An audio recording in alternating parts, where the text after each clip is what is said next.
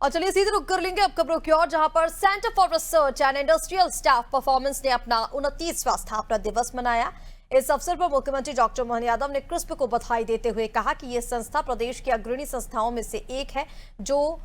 कौशल विकास, तकनीकी शिक्षा और औद्योगिक प्रशिक्षण के क्षेत्र में सराहनीय कार्य कर रही है। सीएम ने जानकारी दी कि क्रिस्प के केंद्रों का विस्तार अब संभाग स्तर तक किया जाएगा और उज्जैन में इसका पहला संभागीय केंद्र स्थापित किया जाएगा। उन्होंने कहा कि सरकार रोजगार और उद्योग को बढ़ावा देने के लिए लगातार काम कर रही है। आज वर्षगांठ है, मेरी अपनी ओर से बधाई। हमारी सरकार रोजगार, उद्योग इसी पे काम कर रही है और ये centre for research and industrial staff performance की स्थापना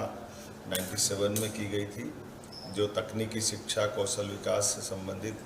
एक ऑटोनोमस बॉडी है जो भारत जर्मनी तकनीकी सहयोग समझौते के आधार पर है।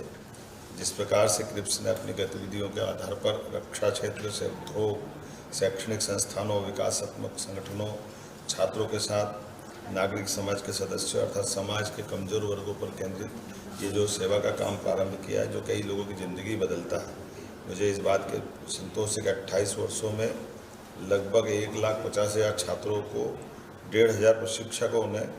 जिस प्रकार से ट्रेंड किया है, क्रिप्स के कार्य के विस्तार करने की दृष्टि से हमने निर्णय लिया है और ये नीचे संभाग स्तर पर जाने लगेगी धीरे धीरे। इसलिए इसकी शुरुआत अभी उज्जैन संभाग से कर रहे हैं, जहाँ वर्तमान की दृष्टि से इंडस्ट्रियल का बड़ा बेल्ट बन रहा है। जब प्रधानमंत्री स्वयं बदनावर में एक बड़ी इंडस्ट्री का, खासकर पीएम मित्र पार्क इंडस्ट्रियल एरिया का भूमि पूजन करने आ रहा है, ऐसे में हमको स्किल लेबर की भी तुरंत जरूरत पड़ेगी, तो क्रिप्स वो बड़ा काम करेगी। आइए हम सब मिलकर प्रदेश के युवाओं को रोजगार पर कामों से जोड़कर उनकी ज़िंदगी संवारें, देश और प्रदेश की सेवा के लायक बनाएं, सुखी समृद्ध करें और भारत, जर्मन सहित अन्य देशों से भी हमारे संबंध अच्छे बने और हमारी बौद्धिक क्षमताओं को उनके लायक उनका मुकाम मिले, ये हम शुभकामना देते हैं।